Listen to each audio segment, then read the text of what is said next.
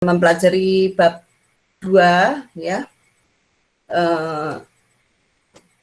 LKS-nya besok ini untuk IPA 1 dan IPA 2 bisa diambil. Masih datang 70 berarti sekitar 35 ya. Besok silakan ke sekolah, temui Bu Ning di kantor bendaranya ke sekolah untuk membagi ya. Kita pelajari dulu sekarang bab yang kedua. Setelah kita mempelajari sel, selanjutnya kita pelajari mengenai bab jaringan, di mana sel adalah penyusun tubuh makhluk hidup yang terkecil. Selanjutnya bagaimana bisa menjadi tubuh makhluk hidup? Itu sel-sel akan bergabung membentuk jaringan, jaringan akan membentuk organ, organ akan membentuk sistem organ dan membentuk individu. Itu korelasi di kelas 10 mengenai struktur makhluk hidup ya. Sekarang kita bahas mengenai jaringan. Yang akan kita pelajari dalam jaringan yaitu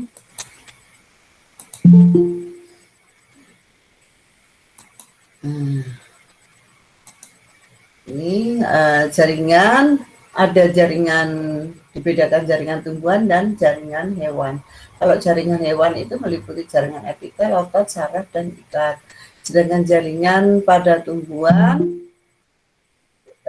meliputi jaringan meristem dan jaringan dewasa. Jaringan meristem ada meristem primer, meristem sekunder, dan jaringan dewasa meliputi epidermis, jaringan penguat atau penyokong, kemudian jaringan peridermis, jaringan pengangkut, serta jaringan parenkim.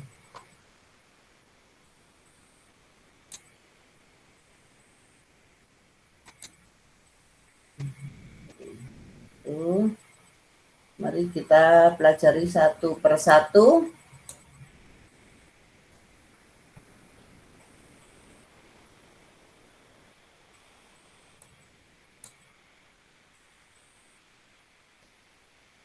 Yang pertama yaitu jaringan pada tumbuhan.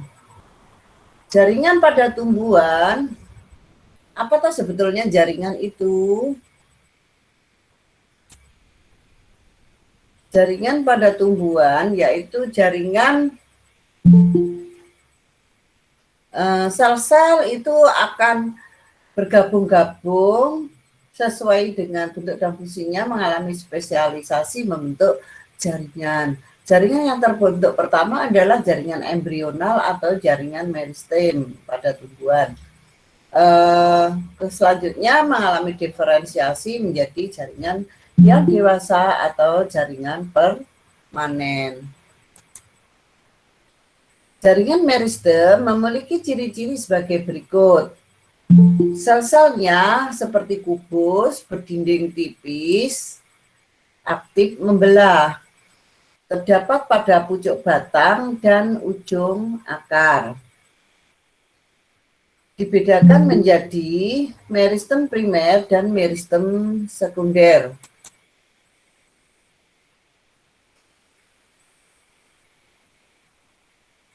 Sedangkan jaringan meristem pada batang bisa dilihat pada posisinya sebagai berikut.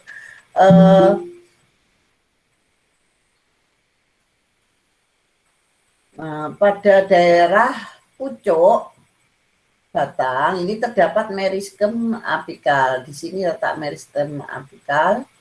Kemudian ada daerah pembentangan sel di sini, daerah pembentangan sel. Kemudian meristem lateral atau meristem samping dan daun. Kemudian adanya kuncup lateral, kemudian jaringan pengangkut, kemudian daerah korteks.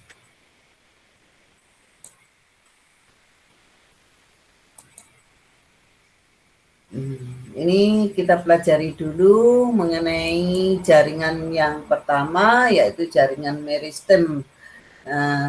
posisi jaringan meristem yang pertama yaitu meristem pada daerah akar itu sebagai berikut. Ada daerah yang pertama di bawah ini ada kaliptra atau tudung akar. Kemudian daerah di sini ini adalah jaringan meristem apikal akar. Kemudian selanjutnya mengalami pembelahan, ada zona pembentangan atau pemanjangan, kemudian pendewasaan atau pematangan. Nah, di tengah-tengah di sini ini ada jaringan pembuluhnya, yaitu jaringan silim.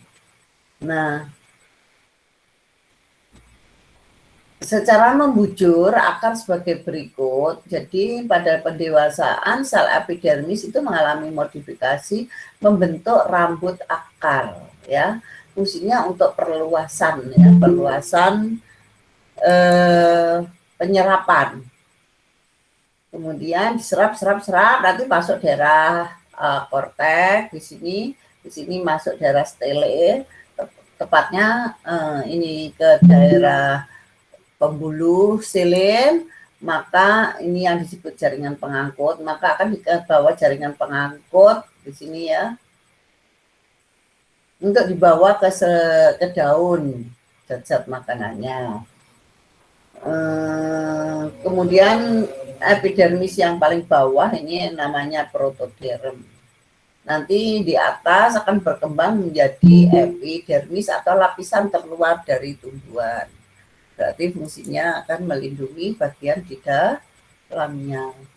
Ini gambaran dari akar yang mana dari radikula atau meristem akar ini nanti kalau dikutil akan membentuk akar tunggang. Kemudian ada rambut-rambut akar. Sedangkan pada monokotil radikula ini akan mati, kemudian pada pangkal batang akan muncul akar-akar serabut. Itu posisi mengenai jaringan meristem akar.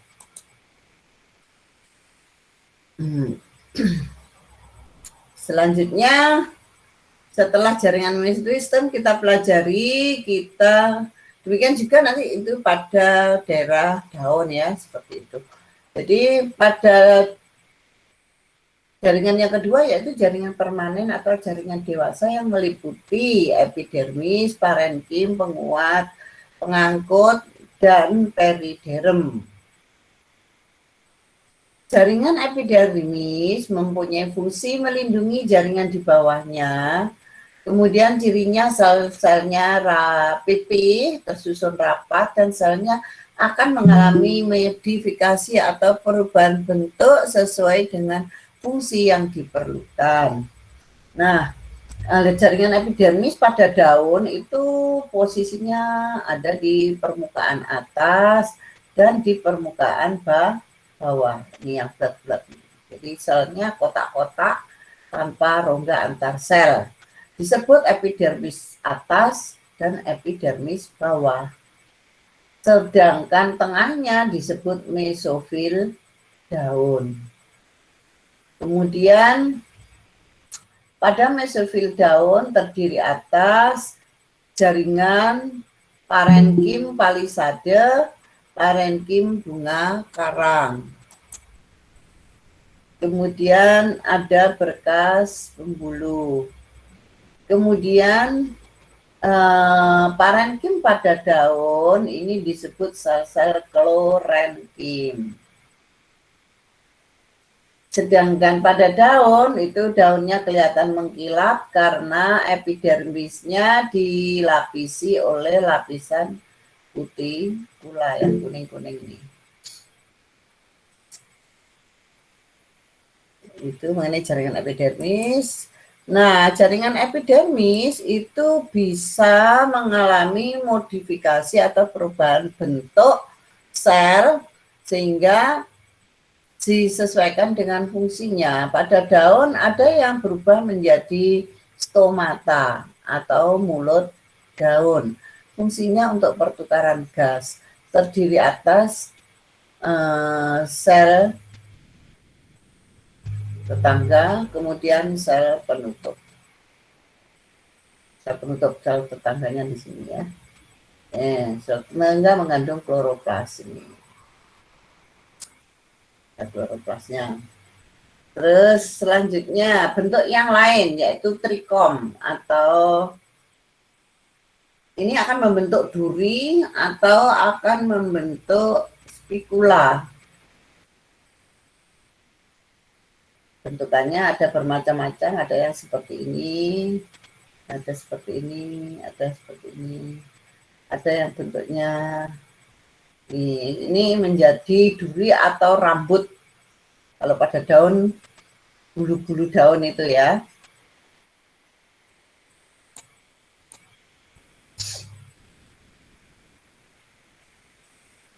Setelah jaringan epidermis, kita pelajari jaringan berikutnya, jaringan dewasa yang kedua adalah jaringan parenkim. Mempunyai ciri berdinding relatif tipis, fleksibel, mengandung selulosa, pektin, serta hemiselulosa, tetapi umumnya tidak mengandung lignin. Sedangkan fungsi jaringan parenkim satu, untuk regenerasi atau memperbaiki bagian yang rusak. Kemudian untuk fotosintesis tadi di daun tadi yaitu palisade dan bunga karang. Kemudian untuk respirasi, misalnya tadi adanya stomata. Kemudian sekresi ini ada di kelenjar. Terus membentuk gelembung. Kemudian ekskresi menguapan, mengeluarkan ya. Kemudian transportasi dia juga menyalurkan zat makanan, kemudian sebagai tempat penyimpan cadangan makanan hasil asimilasi. Jaringan parenkim pada batang, nah ini pada batang monokotil gambarannya sebagai berikut. Jadi dia akan mengisi seluruh isi batang ini sebagai jaringan dasar. Disebut parenkim dasar. Nah, bentuknya pada sebuah penampang membujur sel parenkim itu bentuknya seperti ini, jadi kotak ya. Kotak, kemudian vakuolanya membesar, memenuhi ruangan, kemudian nukleusnya ada di bagian tertentu. Penampang melintangnya sebagai berikut seperti bentukan bersel banyak ya. Kemudian penampang melintang sel parenkim jadi bentuknya ini sedikit banyak, kemudian vakuolanya membesar, nukleus ada di bagian sebelah. Seperti itu. Ini jaringan parenkim.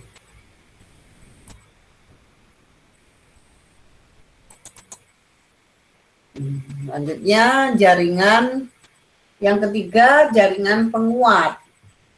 Jaringan penguat terdiri jaringan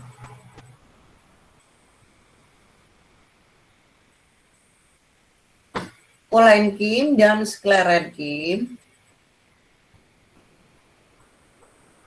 Ya, jaringan kolenkim ini misalnya pada bagian batang yang sedang membelah, dia terletak di daerah korteks ini di bawah epidermis.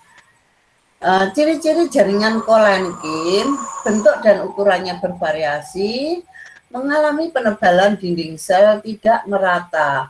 Fungsinya sebagai jaringan penyokong bagi batang yang muda. Terdapat pada bagian seledri atau batang bunga matahari. Contohnya, gambarannya seperti ini, jaringan kolenkim itu bentuknya segi banyak. Kemudian nih penampang melintangnya kayak begini-gini, jaring vakuolanya juga memenuhi bagian. terus intisannya menyisir, namun ada penebalan. Jadi pada dindingnya ini ada penebalan ini.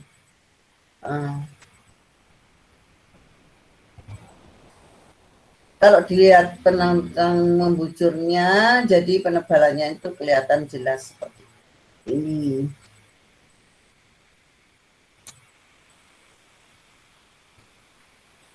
Itu mengenai jaringan penguat.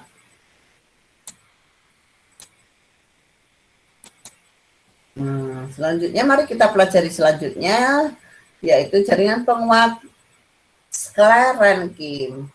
Sklerenkim bisa kita lihat pada tanaman juga. Tanaman juga pernah lihat ya di sekolah ada, tapi mungkin telah dipotong dekatnya kandang burung itu. Tanaman juga di sini kelihatan daunnya itu sangat keras ya. Nah, sekarang keras atau terdapat selain pada juga itu pada tumbuhan bunga lini tricolor, linearis tricolor di taman ada nih ya. Warnanya agak semburat merah gitu. Dia mempunyai ciri-ciri dinding selnya elatis, tersusun atas selulosa dan lignin sehingga dia akan mengeras dengan penebalan yang merata. Dua tipe sel sklerenkim disebut serat dan sklereid. Ciri-ciri serat, sel-selnya panjang, ramping, dan berujung runcing. Fungsi serat memperkuat menyokong struktur tumbuhan. Contohnya pada daun tanaman juga. Ciri-ciri sklereid, sel-selnya pendek, bentuknya tidak teratur, dinding selnya sekender lebih tebal, dan mengandung lignin. Fungsi sklereid yaitu sebagai pertahanan. Terdapat pada daging, buah bir, dan tempurung kelapa. Sehingga ini tempurung kelapa ini kelihatan mengeras karena adanya sklereid.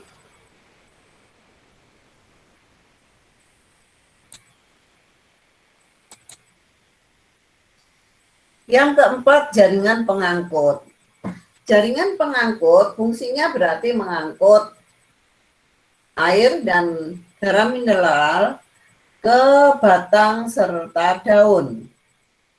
Mempunyai komponen, ini disebut jaringan xilem ya. Jaringan pengangkut itu ada dua, jaringan xilem dan jaringan floem. Yang floem disebut pembuluh tapis, dan buluh tahu ini, pembuluh. Bentuknya silinder. Jadi xilem adalah pembuluh kayu.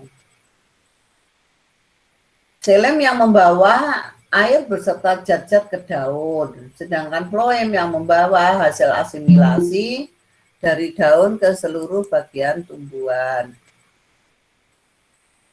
Komponen xilem terdiri trachea, tracheid, serat xilem, dan parenkim xilem. Bisa dilihat di gambarnya di sini, xilem itu di sini jadi kayak kayunya ya ini. Nah, dia tersusun atas, ini melintangnya kayak begini ini. Ada parenkimnya yang besar-besar nih parenkim.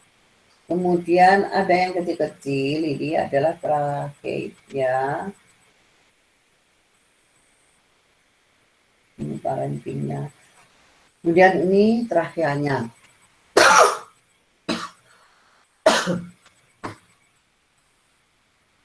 Selanjutnya yaitu trachea berbentuk sel-sel tabung yang berdinding tebal dan tracheid membentuk sel-sel tabung panjang berujung runcing. Serat xilem berfungsi sebagai penyokong penguat tumbuhan. Parenkim xilem sebagai tempat cadangan makanannya. Jadi yang membawa makanan itu diletakkan di parenkim xilem.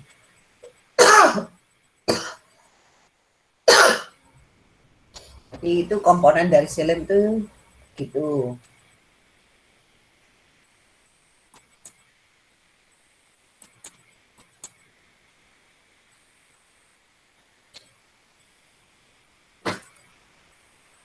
Gambaran silim itu karena membentuk kayu kayak begini nih ya. Dari tiap tahun dia akan mengalami pertumbuhan sekunder di mana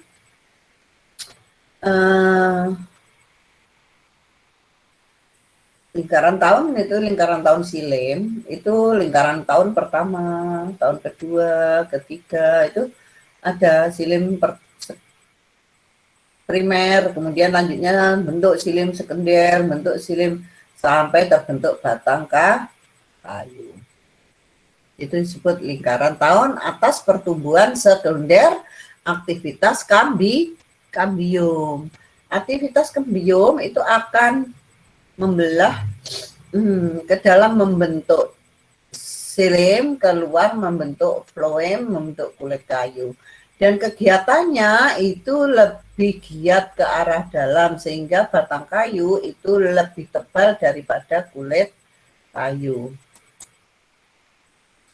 Selanjutnya yaitu jaringan floem, jaringan pengangkut yang kedua.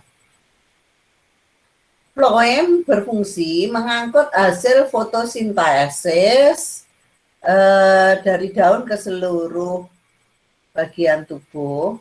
Sedangkan komponen floemnya adalah pembuluh tapis, parenkim floem, serat floem, dan sel pengiring. Dan pembuluh tapisnya terdiri atas sel-sel buluh tapis yang ujungnya mengalami perforasi. Di sini ini sel pengiringnya, ini permukaan lempengnya, ini pembuluh tapisannya, kemudian irisan lempeng tapisan. Kalau dilihat dari penampang melintangnya sebagai berikut. Ini sel pengiringnya. Nah, terus ini parenkim floemnya berfungsi sebagai tempat menyimpan tepung, lemak, tanin, resin, dan hasil fotosintesis yang lain.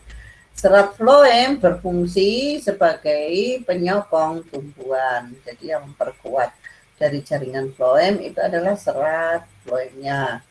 Sedangkan sel pengiring berfungsi mengatur pergerakan gula dan asam amino dari dan ke dalam sel-sel tubuh tapis. Jadi untuk bisa diangkut tuh didorong dulu yang berupa asam amino, karbohidrat yang berat-berat itu oleh sel pengiring supaya bisa masuk ke parenkim floem dan bisa diangkut ke seluruh bagian.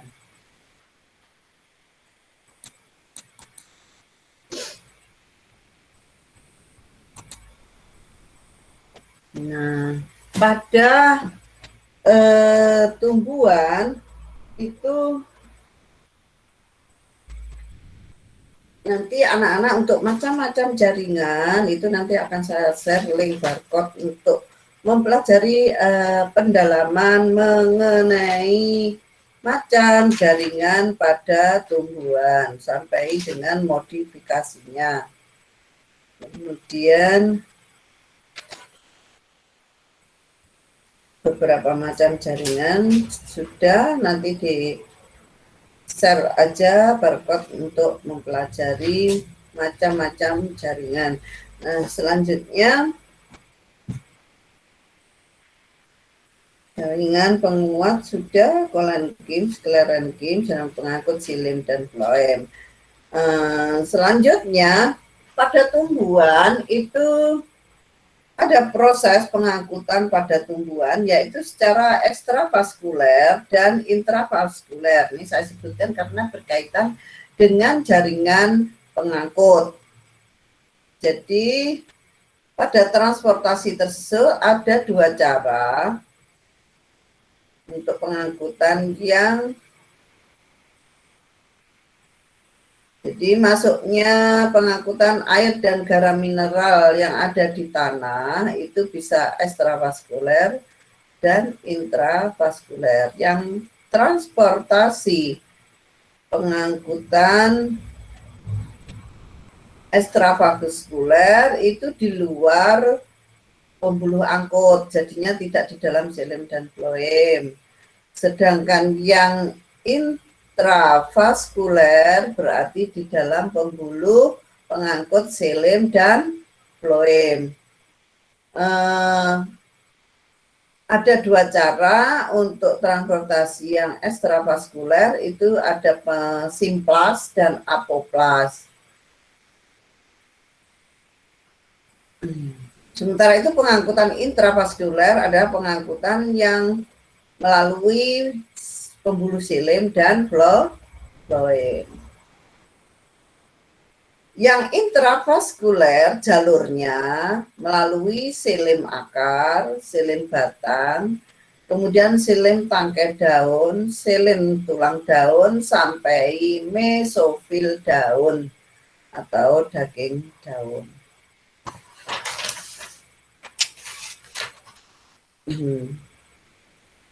Kemudian berikutnya jaringan penyusun organ pada tumbuhan. Perlu diketahui organ pada tumbuhan meliputi akar, batang, daun, kemudian bunga, buah, dan biji. Jadi ada 5 macam. Nah, kita pelajari mengenai struktur berkas pengangkut pada batang monokotil dan dikotil. Berkas pengangkut ini disusun oleh jaringan xilem dan floem. Nah, ini batang pada tanaman monokotil. Ini susunan batang pada batang dikotil. Jadi, kalau pada batang monokotil, berkas pengangkut, ini yang hitam-hitam ini floemnya, yang putih di tengah ini adalah xilemnya, membentuk suatu berkas. Nah, berkas-berkas pengangkut di sini, ini bekas pengangkutnya, ini bekas pengangkutnya. Nah, dibentuk oleh xilem dan floem. Kalau pada batang monokotil, berkas pengangkut tersusun di daerah ini korteknya, ini tersusun tersebar ya, tersusun tersebar.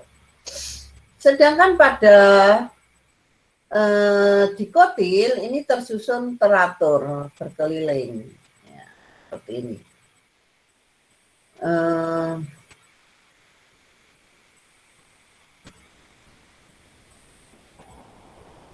kalau ini disebut berkas vaskuler, sedangkan pada dikotil disebut silinder vaskuler. Nah, ini letak xilem yang putih-putih ini, kemudian yang floem yang hitam. Sedangkan pada dikotil yang xilem terletak di dalam, terus yang floem terletak di luar.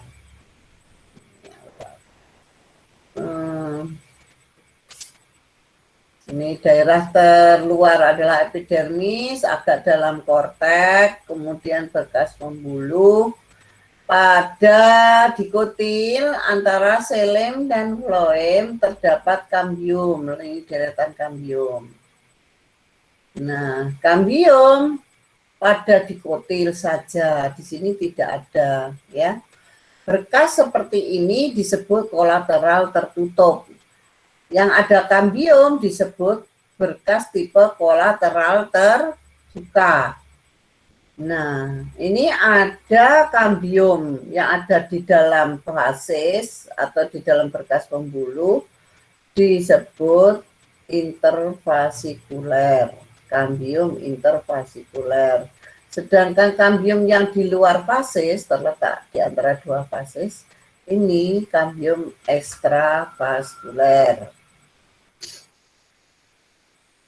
Terus selanjutnya sekarang kita pelajari perbedaan berkas pengangkut pada akar monokotil dan dikotil.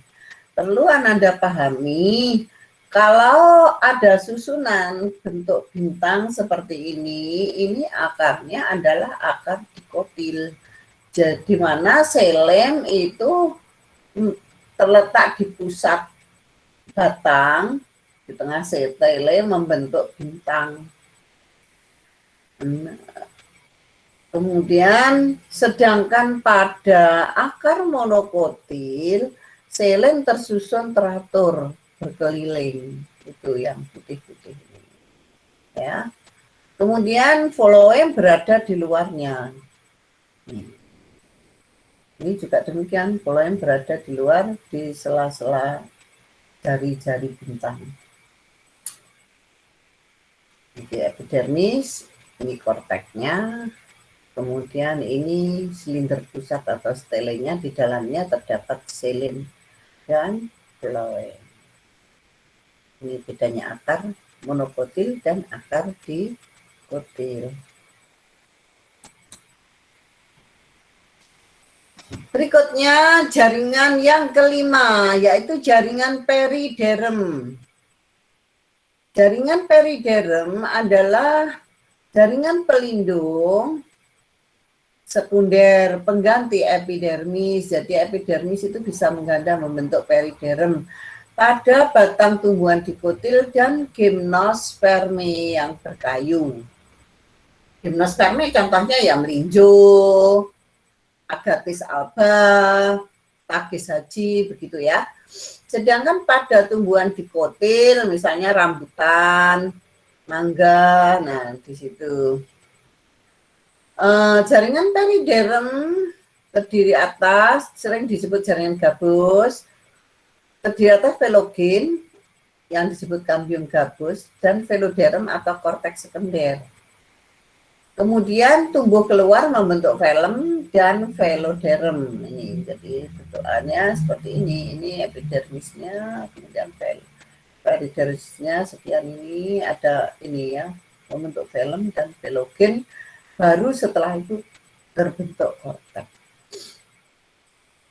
Fungsinya untuk apa? Yaitu untuk melindungi tumbuhan dari pengaruh suhu yang ekstrim, mengurangi kehilangan air, melindungi tumbuhan dari gangguan mekanis. Nah, itu mengenai jaringan pada tumbuhan. Nanti akan membentuk akar, batang, dan daun. Untuk pada batang itu berbeda tadi batang monokotil dan dikotil. Untuk daun juga demikian, berbeda antara batang dikotil dan monokotil. Akar berasal dari akar lembaga yang disebut radikula. Kemudian akan tumbuh terus membentuk akar tunggang, sedangkan akar lembaga tumbuhan monokotil mati dan akan membentuk akar serabut. Akar berkembang dari meristem apikal ujung akar, jadi pembelahan zona pembelahan, ada beberapa zona pembelahan, yaitu zona pemanjangan, diferensiasi, pendewasaan. Nanti akan saya share di link barcode-nya ya. Silakan dibuka, nanti kemudian tulis di buku catatan. Kemudian juga pada batang berbentuk bulat mempunyai buku dan ruas, tersusun jaringan epidermis, korteks, dan stele. Sedangkan untuk daun pada tumbuhan mengandung klorofil, yaitu lembaran zat hijau daun, yang klorofil terdapat di dalam kloroplas. Daun memiliki bagian pelepah daun atau vagina, tangkai daun, petiolus, dan lembaran daun atau lamina. Contoh untuk daun yang lengkap, misalnya daun pisang, daun pinang, daun bambu, tersusun jaringan epidermis mesofil dan berkas pengangkut dan jaringan tambahan. Tadi gambarnya sudah ya. Kemudian ada perbedaan antara tumbuhan dikotil dan tumbuhan monokotil. Terletak pada jaringan mesofil, jaringan parenkim, palisade, dan spons. Sedangkan jaringan monokotil hanya terdiri atas jaringan spons, yaitu organ tumbuhan, bagian akar, dan bagian batang. Nah, besok kita amati kalau sudah masuk mengenai jaringan sel, setelah sel kemudian jaringan pada akar, batang, dan daun. Ada tumbuhan monokotil dan dikotil, karena ini harus mempergunakan mikroskop sehingga kita belum bisa. Selanjutnya untuk bagian bunga. Bagian-bagian bunga ini yang memberi warna indah pada bunga. Bunga sebetulnya salah satu organ yang berasal dari modifikasi daun. Bunga mempunyai bentuk dan warna beraneka ragam. Bagian bunga ada bagian yang steril dan ada bagian yang fertil. Bagian yang steril adalah tangkai bunga, tangkai pedunculus, tangkai bunga pedunculus, dan dasar bunga reseptakel, dan daun pelindung atau brakea, daun tangkai braseola, dan kelopak bunga atau kalik dengan daun kelopak sepal, mahkota bunga, korola, dan petal atau daun mahkota. Terdiri atas sel-sel parenkim dengan epidermis tonjolan yang disebut papila. Epidermisnya ini dilapisi kutin, ada stomata dan trikoma untuk perlindungan diri. Jadi licin, mengkilap, kemudian ada organ pertukaran gasnya, dan ada kadang berduri karena ada trikoma. Kemudian ada bagian yang fertil, yaitu benang sari, mikrosporofil, dan putik sebagai makrosporofil. Masih ingat bagian-bagian bunga di kelas 10? Nanti silahkan dilihat kembali bagian-bagian bunganya. Terdiri epidermis, endotesium, lapisan tengah, itu untuk kepala sarinya, ada tapetum. Kemudian untuk putik, ada ovarium, bakal biji, tangkai putik, kepala putik, ovulum, di dalamnya tersusun megasporangium, nucellus, intergumen, dan funiculus. Nanti silahkan di kelas 10 bunganya digambar kembali di dalam buku catatan. Kemudian untuk buah dan biji. Bakal buah telah mengalami fertilisasi, berfungsi sebagai tempat makanan cadangan, yaitu karbohidrat, protein, dan lemak. Terdiri atas lapisan luar eksokrap, lapisan mesokrap, dan endokrap. Dan ketiga bagian tersebut disebut perikrap, perkembangan dari bakal buah yang ada di bunga. Itu menjadi biji. Pada tumbuhan berbiji, biji merupakan alat perkembangbiakan, yaitu mengandung calon tumbuhan baru, terdiri kulit biji dan tali pusat inti biji. Nah, nanti selengkapnya ada 2 kode link untuk dibuka dan disalin di buku catatan. Itu mengenai jaringan pada tumbuhan. Ada pertanyaan sampai di sini mengenai jaringan pada tumbuhan? Masih ada 13 menit.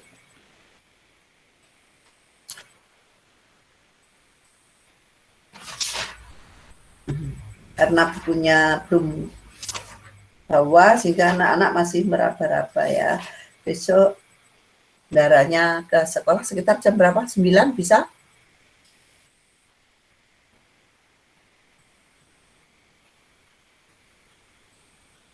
Silakan bertanya, saya tunggu pertanyaan untuk jaringan pada tumbuhan.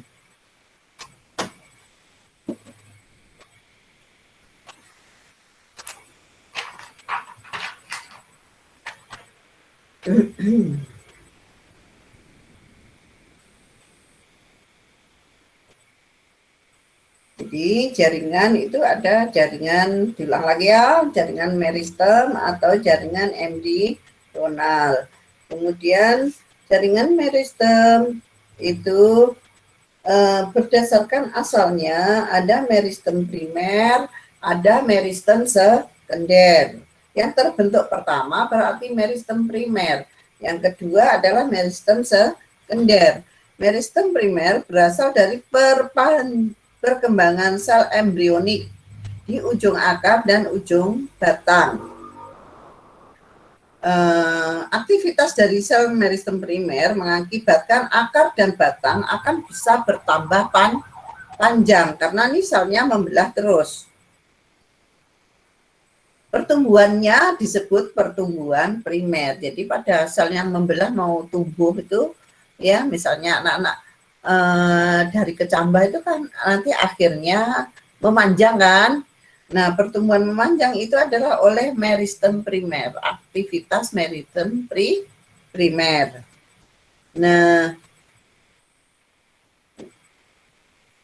menurut Eberle, meristem primer itu berasal dari promeristem yang berkembang menjadi protoderm, bakal epidermis, prokambium, bakal berkas pengangkut, dan meristem dasar atau parenkim.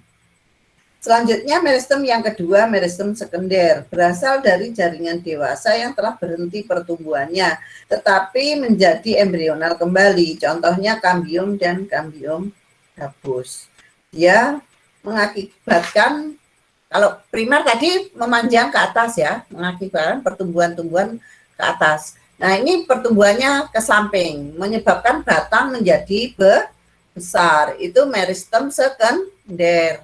Yang bertindak sebagai meristem sekunder adalah kambium dan kambium gabus.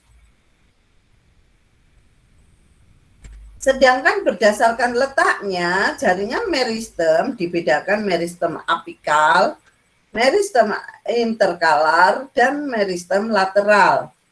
Meristem apikal yang berada di ujung. Tadi kalau di akar itu di ujung akar yang paling bawah, yang dilindungi oleh tudung akar atau kaliktera. Nah, itu adalah meristem apikal.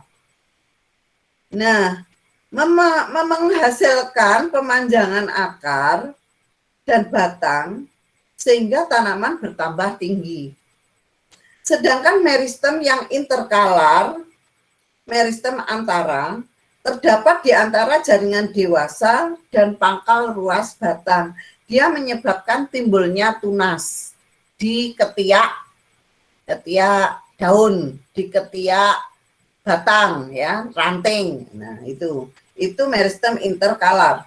Meristem lateral atau meristem samping terdapat sejajar permukaan organ tempat ditemukannya. Misalnya kambium gabus atau velogen. Ini ke arah kambium itu ke arah luar akan membentuk floem, kulit kayu. Ke arah dalam membentuk silim atau membentuk kayu. Kambium gabus ke arah luar membentuk velum dan ke arah dalam membentuk veloderm. Sedangkan jaringan dewasa tidak ada aktivitas pembelahan sel, ukuran relatif lebih besar daripada sel meritematis, cirinya seperti itu, selnya kadang mati, terdapat ruang antar sel, dinding sel mengalami penebalan, sitoplasma sedikit, vakuola berukuran sangat besar.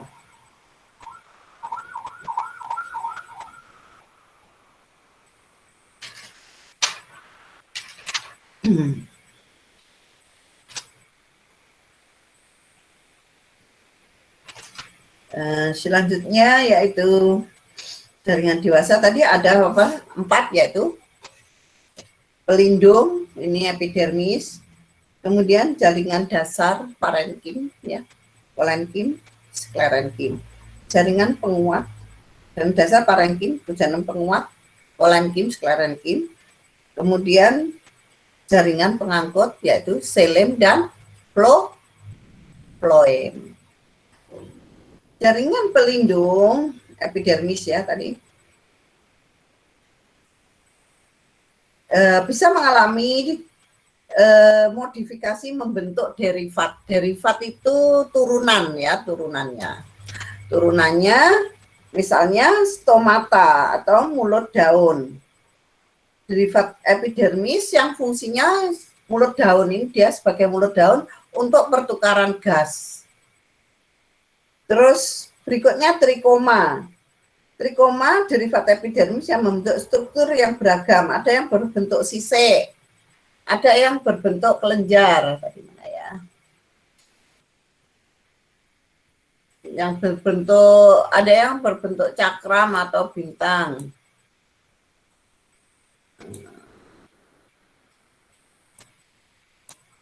Nah ini, jadi bentuknya bermacam-macam trikoma itu. Kelenjar, tonjolan. Kalau tonjolan dia seperti ini dia akan berfungsi sebagai kelenjar. Kalau yang seperti ini, dia ini akan sebagai bentuk duri atau rambut.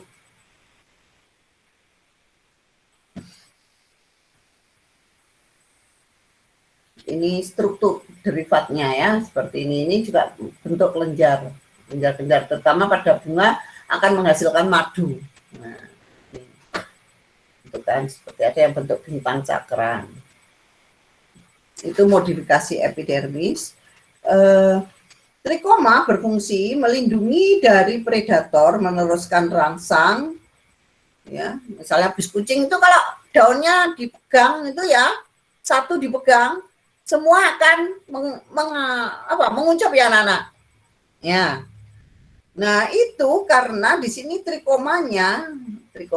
Nah, di sini meneruskan rangsang. Rangsang sentuhan yang kamu berikan, nah itu akan dibawa oleh trikoma ya untuk menjalar ke seluruh sel. Sehingga akhirnya daunnya mengatup semua. Kemudian ada yang berbentuk glanduler itu kelenjar. Nah, ini tonjolan-tonjolan ini dia akan mengeluarkan sekresi. Kemudian berikutnya di situ yang belum ada yaitu adanya sel kipas. Sel kipas sering disebut boliform. Boliform itu derivat epidermis yang berfungsi menggulung daun, terutama pada monokotil itu pada daun muda mesti menggulung. Terus pada paku-pakuan daun mudanya juga menggulung. Jadi berfungsi dalam proses menggulung daun, berguna untuk memperkecil luas permukaan atas daun yang terkena panas matahari, sehingga mengurangi air dan dapat diminimalisasi. Jadi penguapannya tidak terlalu banyak. Ukurannya biasanya besar-besar di bawah epidermis atau di dekat epidermis ya. Misalnya ini jaringan epidermis itu kan paling luar, kotak gitu ya tadi ya. Nah, misalnya pada mana ya daun ya.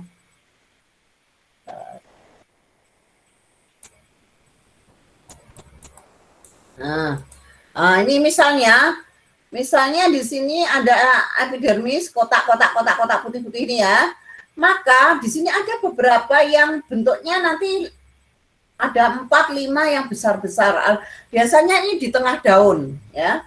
Di tengah daun epidermisnya yang bagian ujung itu mengalami pembesaran. Nah, pembesaran itu disebut sel kipas atau boliform. Jadi bentuknya begini. Ini kotak ya. Ukurannya akan lebih besar. Nanti silakan lihat ya kayak di apa itu di Google itu gimana bentuk sel kipas. Nah, kemudian download gambar atau kalian print gambar. Jadi sel kipas itu bentuknya seperti ini ya, stomata bentuknya seperti ini. Nah, nanti itu silahkan ditempel di buku catatan ya. Setelah kalian membuka link barcode-nya.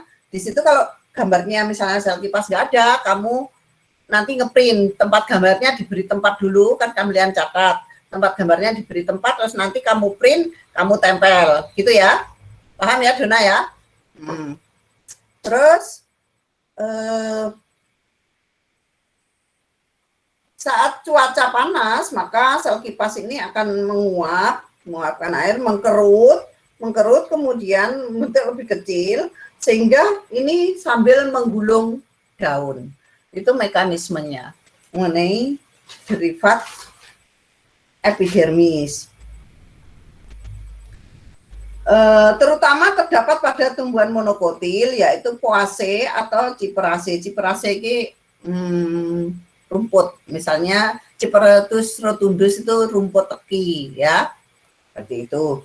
Poaceae misalnya golongan pisang-pisangan, bunga kana, ya itu ya.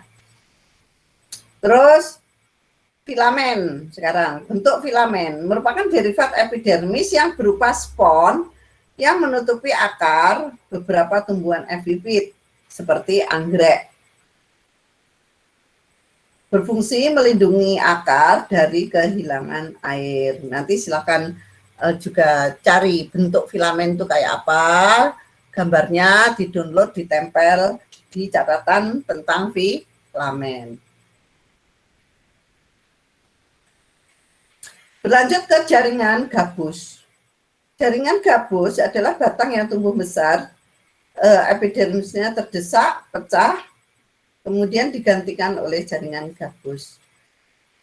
Jaringan gabus sendiri ini ada 3 macam, yaitu exoderm, endoderm, periderm. Jadi dari itu nanti gambarnya ada ya, ini bisa di print. Nah, di link ada. Itu ada bagian epidermis, kemudian bawahnya berubah menjadi jaringan gabus, di mana jaringan gabus tadi ada yang paling luar itu exoderm, kemudian ada endoderm dan peridermis. Peridermis itu nanti akan berubah berbentuk menjadi velum, velogen, dan veloderm. Jadi itu susunannya gitu pada jaringan epidermis. Sedangkan pada jaringan dasar untuk parenkim, ciri-ciri sel-sel penyusunnya renggang, mempunyai banyak ruang antar sel, dinding sel tipis, vakuola besar, menyimpan cadangan makanan. Semua itu ada bentuknya polihedral.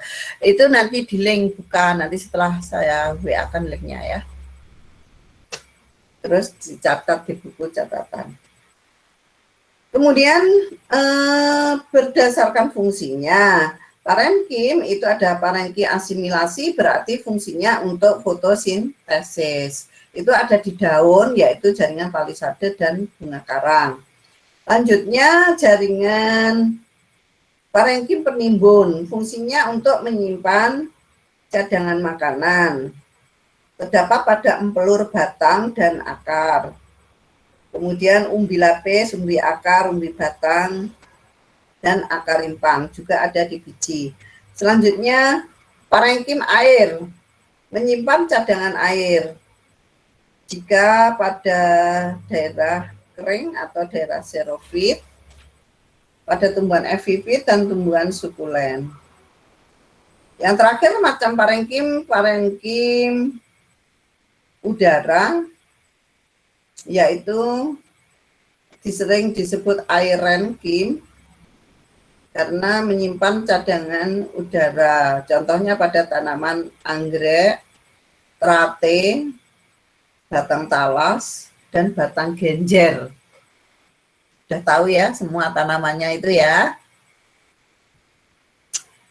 Berdasarkan bentuknya parenkim, ada parenkim palisade, bunga karang, lipatan, dan bentuk bintang. Bunga karang palisade pada daun, kemudian lipatan, parenkim lipatan terdapat pada tumbuhan pinus dan padi, kemudian parenkim bentuk bintang terdapat pada daun kana. Selanjutnya tinggal Colinkin tadi sudah saya jelaskan. Nah, sampai di sini dulu. Nanti setelah jam 1 diulang review rekaman pembelajarannya ya. Nanti akan di-share di Google Classroom. Bisa dipelajari kembali.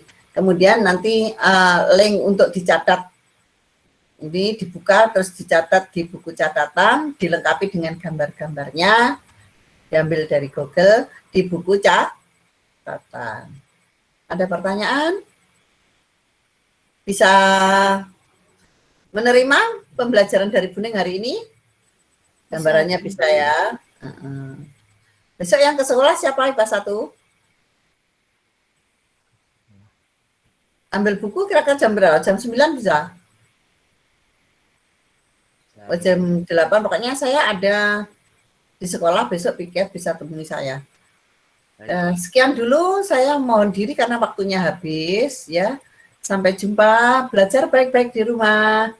Semoga sukses, semoga bermanfaat.